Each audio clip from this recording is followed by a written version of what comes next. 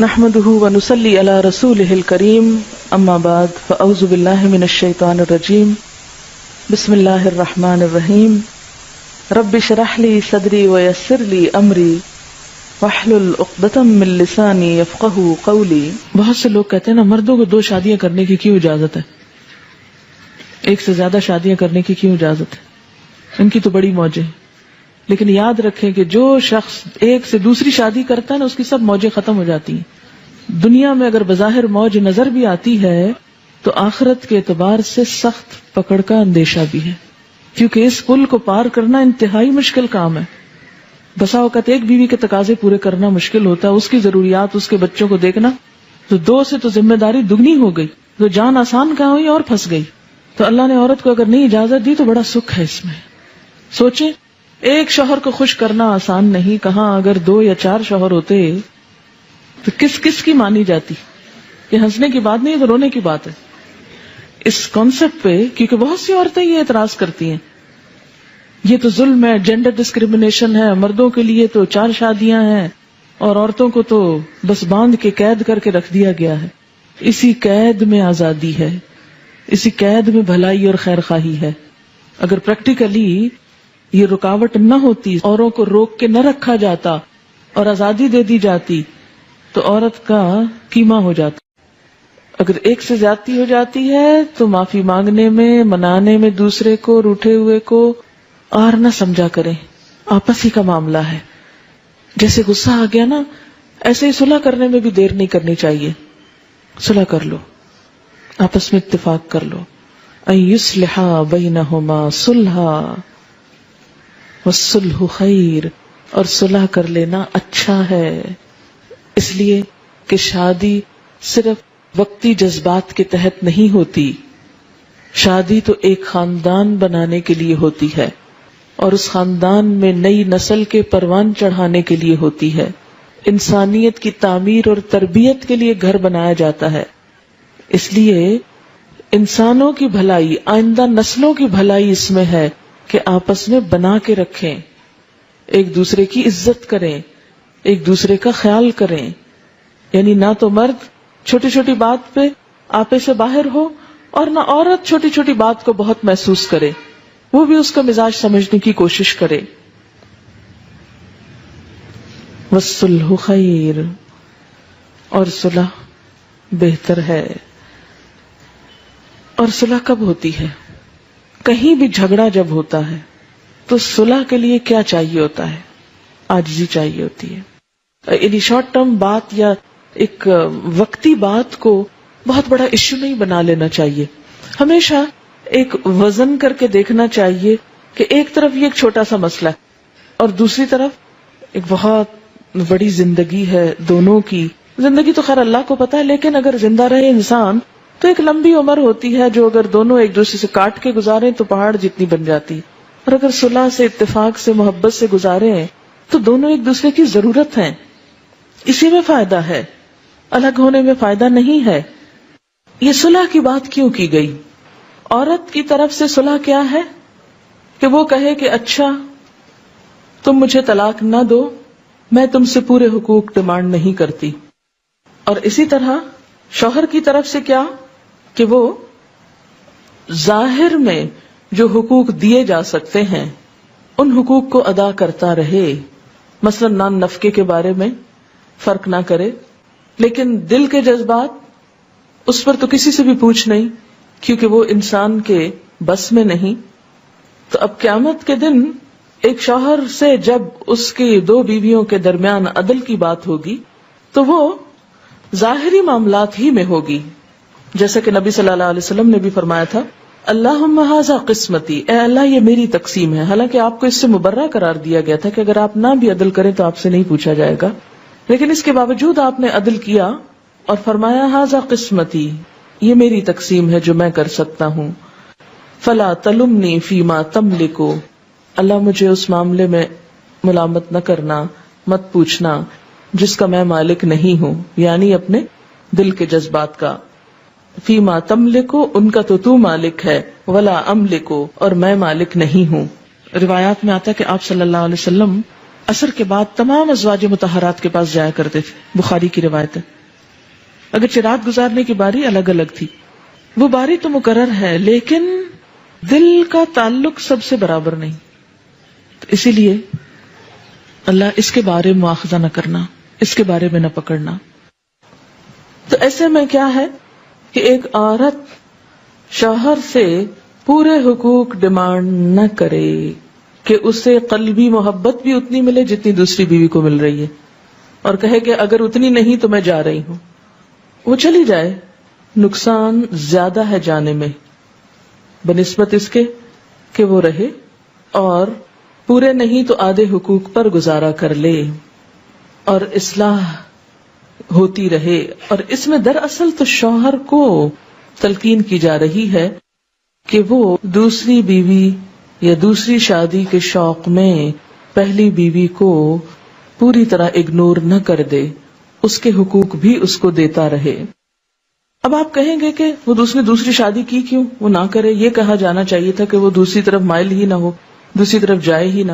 اب دیکھیں کہ بعض اوقات ایسا بھی ہوتا ہے کہ ایک عورت ذہنی توازن کھوئے ہوئے ہوتی ہے، یا ایسی نفسیاتی مریض ہوتی کہ ہر وقت صرف شوہر کو ستاتی ہے، یا بعض اوقات بچے نہیں پیدا کر سکتی، یا کوئی اور ایسا سقم ہو سکتا ہے کہ جو اس شوہر کے قابل نہیں وہ عورت.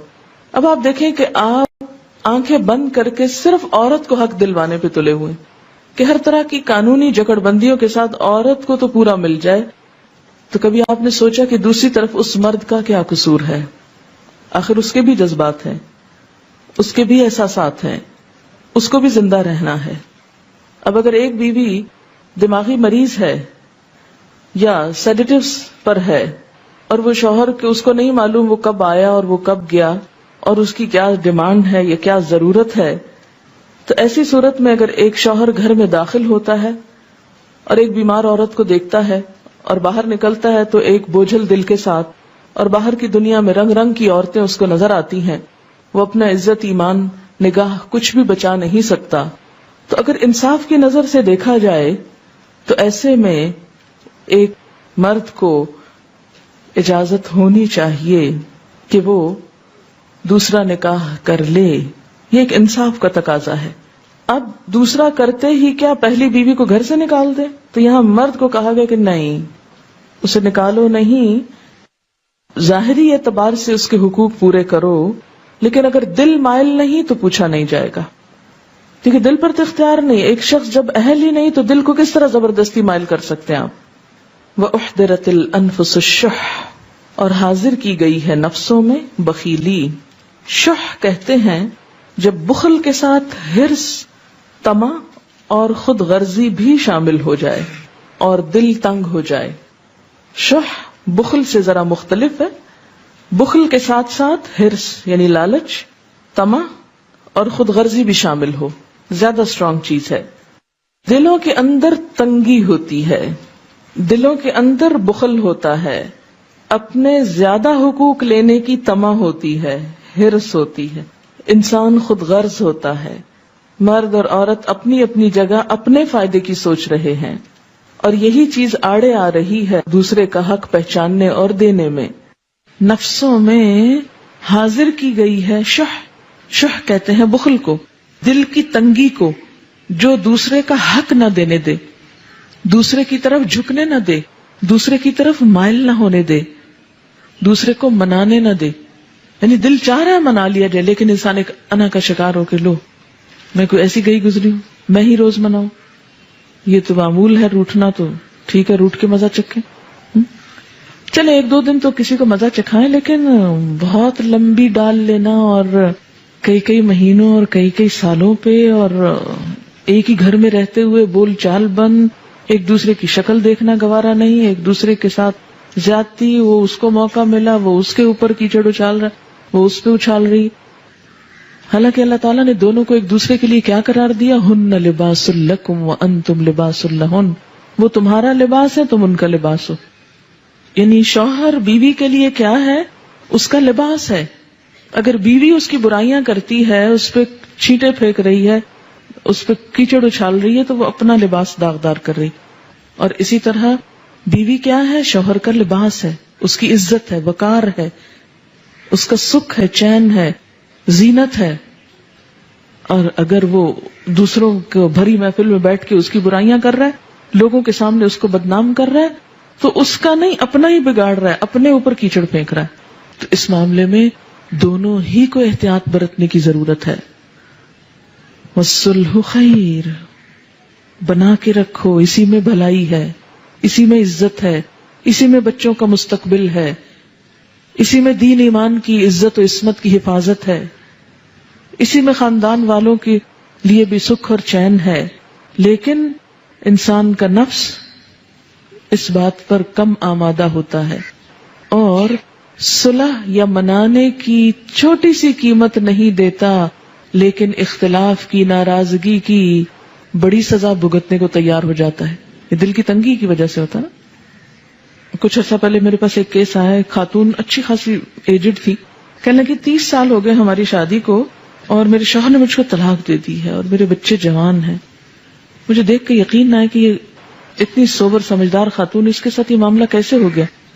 کہتی کہ بات کچھ بھی نہیں تھی، روزہ کھلنے کا وقت تھا اور بارش ہو چکی تھی، تو شاید افطار کا سامان یا کچھ اور لینا تھا، تو بچے اپنے بھی اور شاید بھائی کے بھی وہ گاڑی میں چلے گئے اور گیلی جوتیاں لے کے کیچڑ والی دوبارہ گاڑی میں بیٹھ گئے. تو اس بات پہ تھوڑی سی گرما گرمی ہوئی، اختلاف ہوا کہ ایسا کیوں کیا، پھر کسی وقت لے جاتے یا ان کو نہ لے جاتے یا معلوم نہیں، اب مجھے قصہ پورا یاد نہیں. اور چونکہ بھوک لگی ہوئی تھی، افطار سے چند منٹ پہلے کی بات تھی، دعائیں مانگنے کا وقت تھا، تو یہ بات اتنی بڑی کہ بیٹھے بیٹھے اسی میز پر شوہر نے طلاق طلاق طلاق کہہ کے فارغ کر دی. کیونکہ انسان جب عمر بڑھتی جاتی ہے نا تو ٹیمپر لوز کرتا جاتا ہے اور اس کی برداشت کم ہوتی جاتی ہے، اور خاص طور پر روزہ رکھ کے افطار کے وقت تو بالکل ہی برداشت ختم ہونے کے قریب ہوتی اور ختم ہو جاتی.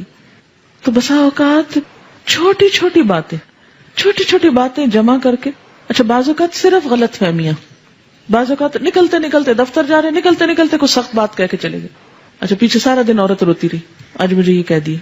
یا گھر آئے، چھوٹی موٹی انبن ہوئی، وہ گئے باہر، رات بھر گھر واپس نہیں آئے، اب وہ ساری رات رو رہی ہے، کوڑ رہی ہے. جلد بازی جذباتیت ہی ہے نا، چھوٹی چھوٹی باتیں مائنڈ کر جانا اور اس کو بڑھا لینا اور اس کو غصہ کرنا، برتن توڑنا، دروازے پٹخانا، بچوں کو مارنا، یہ سب چیزیں کہاں سے جنم لیتی ہیں؟ یہ اس دل کی تنگی سے، اس جذباتیت سے. ایسے موقعوں پر کیا حکم دیا گیا؟ وَإِن تُحْسِنُوا وَتَتَّقُوا فَإِنَّ اللَّهَ كَانَ بِمَا تَعْمَلُونَ خَبِيرًا. اگر تم احسان سے پیش آؤ، خدا ترسی سے کام لو، اگر تم احسان سے پیش آؤ، خدا ترسی سے کام لو، تو یقین رکھو کہ اللہ تمہارے اس طرز عمل سے بے خبر نہ ہوگا.